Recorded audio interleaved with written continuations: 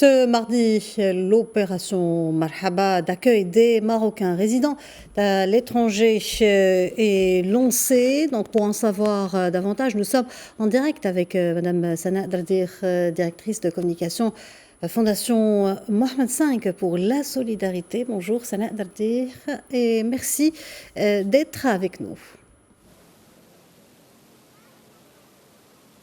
Bonjour. Alors la Fondation Mohamed V pour la solidarité lance ce mardi l'opération Marhaba 2025. Pouvez-vous nous parler du dispositif mis en place? Quelles sont les nouveautés de cette 25e édition de l'opération Marhaba?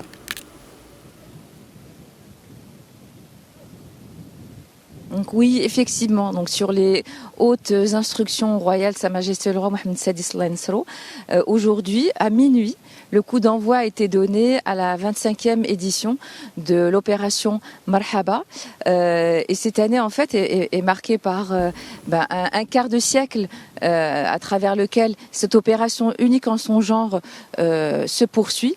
Et également sur les hautes instructions du souverain, l'élargissement du dispositif d'accueil avec l'ouverture au niveau national de nouveaux sites d'accueil Marhaba, comme vous l'avez cité au niveau du reportage, au niveau des aéroports de Dakhla et de Laayoune, cela dans un objectif d'accompagner l'augmentation des flux qui ont été enregistrés au niveau des arrivées de nos compatriotes au niveau des villes de Dakhla et de Laayoune, donc au niveau des provinces du Sud, et également donc pour renforcer le dispositif au niveau national.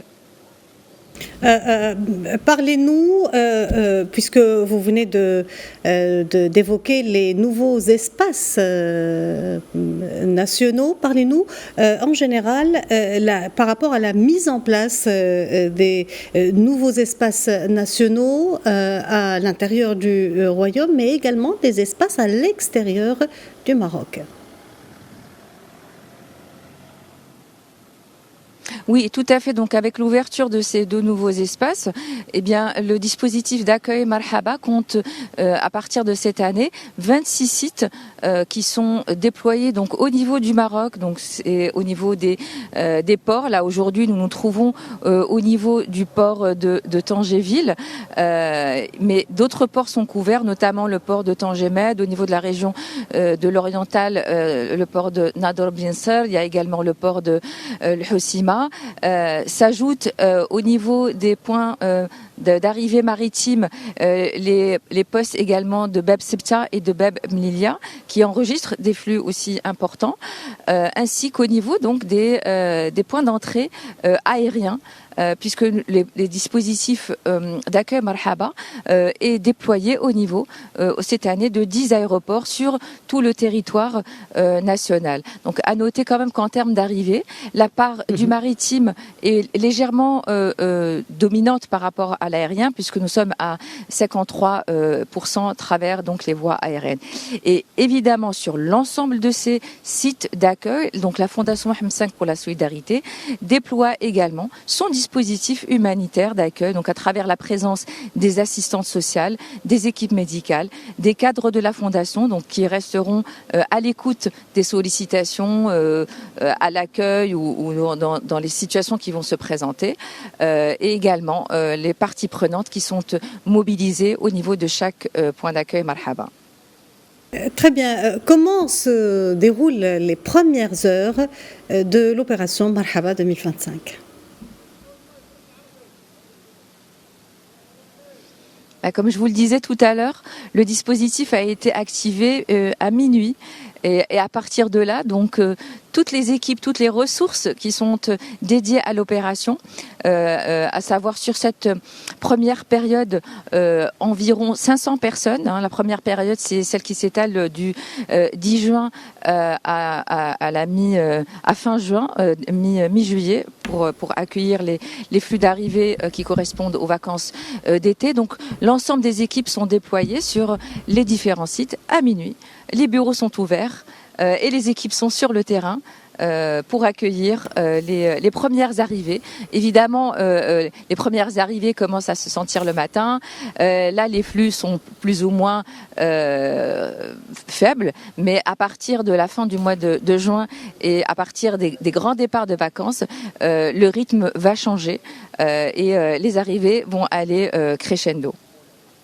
Sana Dardir, vous vous trouvez actuellement au port Tangéville. Le premier bateau est-il arrivé et doit-on s'attendre, puisque vous parlez de flux, doit-on s'attendre à des flux beaucoup plus importants que ceux des années précédentes?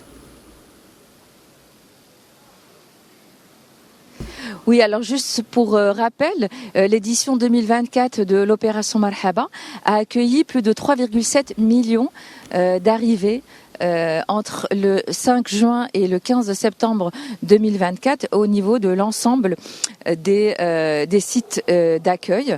Et cette année, effectivement, il a été annoncé que le flux, ou en tout cas les arrivées, allaient connaître une augmentation. D'ailleurs, le simple fait d'intégrer de nouveaux sites d'accueil comme ceux de l'aéroport de Dakhla et Laayoune va forcément, arithmétiquement parlant, avoir une incidence sur les chiffres.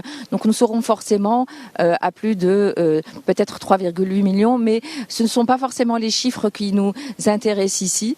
En ce qui concerne en tout cas la Fondation Mohamed V pour la solidarité, c'est la présence humaine qui est importante parce qu'elle constitue justement l'interface principale, le premier contact au niveau des arrivées, parce que lorsqu'il s'agit de situations à gérer, je vous donnerai à titre d'exemple, l'année dernière, nous avons eu quand même 3-5 cas d'accouchement à l'arrivée au niveau du Maroc. Donc là, les équipes médicales, les assistants sociaux se déploient rapidement, doivent rapidement réagir. Il y a les évacuations. Il y a un accouchement qui a eu lieu justement au niveau du port de Tangemed. Là, c'était un événement heureux, mais parfois il y a des situations un petit peu difficiles, critiques, les pertes de papier, les arrivées en retard, les attentes parfois qui sont liées à des problèmes administratifs qu'il faut régler en concertation, en coordination avec les autorités aéroportuaires, les compagnies maritimes, la douane. Nous avons eu des cas, par exemple, de parents âgés atteints d'Alzheimer qui s'étaient perdus. Donc là, il faut vraiment prendre en charge les personnes psychologiquement, en termes de présence, en termes d'accompagnement, essayer de contacter, de retrouver les familles pour que justement les différents membres se retrouvent. Donc ça, ce sont des exemples justement de situations humanitaires dans lesquelles, pour lesquelles en tout cas, les équipes des assistantes sociales, les équipes médicales, les équipes aussi des cadres de la Fondation, comme moi, nous restons mobilisés sur le terrain justement pour pouvoir remédier à toute situation ou tout simplement être à l'écoute de nos compatriotes. Madame Sana Dardir, je vous remercie pour toutes ces explications. Merci d'avoir répondu à nos questions. Je rappelle que vous êtes directrice de communication Fondation Mohamed V pour la solidarité.